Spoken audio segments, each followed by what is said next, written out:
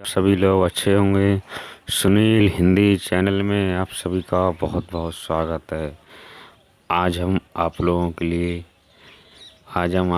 लिए हिंदी के बहुविकल्पी यानी ऑब्जेक्टिव क्वेश्चन नहीं, आज हम आप लोगों के लिए चाणक्य नीति के बहुत ही बेहतरीन मूल मंत्र बताएंगे।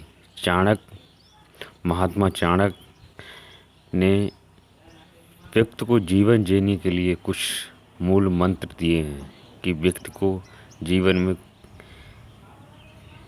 किस प्रकार रहना चाहिए, किन किन लोगों से सावधान रहना चाहिए, इसके बारे में हम आपके लिए बताएंगे।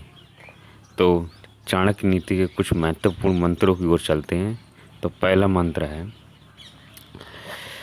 दुष्टा भार्या सठ मित्र भ्रष्टोत्तर दया का सस्प्रेचा गृहे वासो मृत्युरेव न संशया। चाणक्य कहते हैं कटु वचन बोलने वाली स्त्री, पाप युक्त आचरण करने वाले मित्र तथा विश्वासघाती एवं स्वेच्छाचारी सेवक की संगत करने वाले मनुष्य के निकट निश्चित ही मृत्यु का वास होता है। ऐसा मनुष्य कभी भी मृत्यु का ग्रास बन सकता है। ऐसे लोगों से चाणक्य हमेशा दूर रहने के लिए बोलते हैं। दूसरा मंत्र है, आप दर्शे धनम रक्षेद दारान रक्षेद धनैरपि आत्मानं सत्यम रक्षेद दारैरपि धरैरपि। अर्थात वह मनुष्य बुद्धिमान होता है जो बुरे समय अथवा विपत्ति काल के लिए धन की बचत करता है। ऐसी बचत की हेतन पूर्वक रक्षा करनी चाहिए। इसी प्रकार स्त्री भी धन के समान है, इसलिए उसकी भी रक्षा करें। लेकिन इससे पूर्व मनुष्य को अपनी सुरक्षा के प्रति सतर्क रहना चाहिए। यदि वह स्वयं सुरक्षित है तभी धन स्त्री रक्षा करने में समर्थ होगा। चाणक्य कहते हैं कि सबसे पहले आपके लिए धन की रक्षा करनी चाहिए, उसके बाद उससे ज़्यादा अपनी पत्नी की रक्षा करनी चाहिए, और इन दोनों से सबसे ज़्यादा अपनी खुद की रक्षा करनी चाहिए। अगर आप खुद अच्छे हैं, खुद पावरफुल हैं, तो ये दोनों चीज़ें अपने आप चली आएंगी आपके पास। चाणक्य का तीसरा महामंत्र है, आप दर्थे धनम रक्षेति मता कुत आपदा कदाचित चित्ते लक्ष्मी सचितोपि विनयस्ति। अर्थात चाणक्य का तीसरा मंत्र, विपत्ति काल की मनुष्य को धन का संचय अवश्य करना चाहिए, लेकिन कभी यह ना सोचे कि धन के द्वारा भी विपत्ति को दूर करने में समर्थ हो जाएंगे। ऐसा बिल्कुल भी नहीं है। चंचलता लक्ष्मी का स्वभाव, लक्ष्मी एक चंचलता है, वो चलती रहती है, आज यहाँ कल वहाँ, इसलिए वह कहीं भी नहीं ठहरती। यद्यपि धन का संचय मनुष्य की बुद्धिमत्ता का परिचायक है।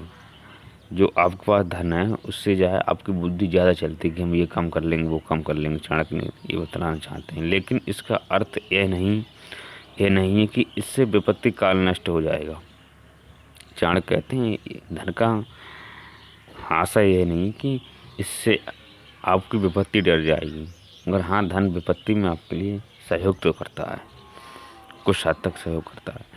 यस्मिन चाणक्य का पांचवा मंत्र है, यस्मिन देशे न सम्मानो न व्रतीये चा बांधवा न चा विद्यागमा कशिष्टा ता देश परियेजते। अर्थात जिस स्थान पर मनुष्य का आदर सम्मान ना हो, आजीविका के साधन ना हो, अनुकूल मित्र एवं संबंधी ना हो, विद्यार्जन के उपयुक्त साधन ना हो, ऐसा स्थान सर्वथा अनुयुक्त है, इसलिए बिना विलंब किए उसे छोड़ देना चाहिए। चाणक्य कहते हैं कि जिस स्थान पर आप जहाँ जाएं वहाँ आपका आदर सम्मान ना हो, या किसी भी या कोई भी मतलब साधन ना हो, मतलब खाने पीने का, यानी कोई भी साधन ना हो, अनुकूल मित्र जो आपके सगे संबंधी मित्र हैं वो आपकी बात ना मानते हों, विद्या अर्जन यानी कि यानी कि मतलब शिक्षा प्राप्ति करने के लिए कोई भी उपयुक्त जगह न हो, ऐसा स्थान को तुरंत छोड़ देना चाहिए। चाणक्य बतलाते हैं। चाणक्य का छठा मंत्र है, धन का सुनोतियों राजा नदी वैदुस्तु पंचमा पंच पंच यत्र न विधंते न तत्र विदस्सु वसेत। अर्थात जो स्थान 5 प्रकार की मूलभूत सुविधाओं अर्थात कर्मकांडी ब्राह्मणों, न्यायप्रिय राजा, धनी संपन्न व्यापारी, जलयुक्त नदियों तथा सुयोग्य चिकित्सकों के रहित हो, वह बुद्धिमान व्यक्ति के लिए सर्वथा अनुपयुक्त, उसका उसी क्षण त्याग कर देना चाहिए। चाणक्य कहते हैं जहाँ पर पानी की सुविधा ना हो, जहाँ पर डॉक्टर ना हो, जहाँ पर मतलब बढ़िया से बढ़िया मतलब ब्राह्मण ना हो, वहाँ पर उस स्थान को जल्दी से जल्दी छोड़ देना चाहिए। वहाँ पर आप जीवन में सफल नहीं हो सकते हैं। चाणक्य का 7वां महामंत्र है, लोक यात्रा भय लज्जा दक्षिण त्यागशीलता पच यत्र न विधंते न कुर्यात तत्र संस्थितिम। अर्थात जिस स्थान पर निवास करने वाले मनुष्य लोक परलोक के प्रति आस्था न रखते हों, जो ईश्वर की महत्ता को अस्वीकार करे, लोक परलोक का जिन्हें कोई भय ना हो, जो परोपकार और दानशीलता से रहित हों, बुद्धिमान मनुष्य को कभी भी ऐसे स्थान पर निवास करने के बारे में नहीं सोचना चाहिए। चाणक्य ये मंत्र बता रहे हैं। चाणक्य का अगला मंत्र है, जानी यात प्रेषणे प्रत्यान बांधवान व्यसनागमे मित्र चाणपति कालेषु भार्या चा वत्सड़े। अर्थात काम के उत्तरदायित्व से सेवकों की, कष्ट अथवा संकट के समय मित्रों की, दुख या असाध्य बीमारी में सगे संबंधियों की तथा धनहीन होने पर स्त्री की परीक्षा होती है। आपके लिए और हम बढ़कर समझा रहे हैं। चाणक्य कहते हैं कि काम के समय जो आपके सेवक है, उन सेवकों की मतलब परीक्षा होती, काम के समय परीक्षा होती। कष्ट और संकट में आपके मित्रों की परीक्षा ली जाती। आप पर कष्ट है, अगर आपके मित्र आपका साथ दे रहे हैं तो आपका मित्र है, अगर आपका साथ नहीं दे रहे तो किस काम का मित्र है। दुख या असाध्य बीमारी में अगर आपके लिए कोई दुख है या कोई बीमारी है, उस समय सगे संबंधियों को, जो आपके भाई वगैरह हैं, उनकी परीक्षा ली जाती है। तथा धनहीन होने पर, अगर आपके पास धन नहीं है तो आपकी पत्नी की परीक्षा होती है। उस टाइम धनहीन होने पर अगर आपकी पत्नी आपके लिए छोड़ देती है तो आप समझ सकते हैं। अगला मंत्र है, आतुरे व्यसने प्राप्ते दुर्भिक्षे शत्रु संकटे राजद्वारे शमशाने चा यस्ति टपी सा बांधवा। चाणक्य के अनुसार मनुष्य का सच्चा हितैषी भाई है जो बीमारी, अकाल या शत्रु द्वारा कष्ट दिए जाने पर, किसी संकट या विषम परिस्थिति में फंस जाने पर तथा मनुष्य के उपरांत शमशान तक साथ देता है। अर्थात सुख या दुख दोनों परिस्थितियों में साथ देने वाला मनुष्य सच्चा मित्र कहलाता है। यहाँ पर चाणक्य ने सच्चे मित्र की पहचान बताई है। आपके दुख सुख संकट में जो आपका साथ दे वो आपका सच्चा मित्र है, यानी कि शमशान तक आपका साथ दे वो आपका सच्चा मित्र है।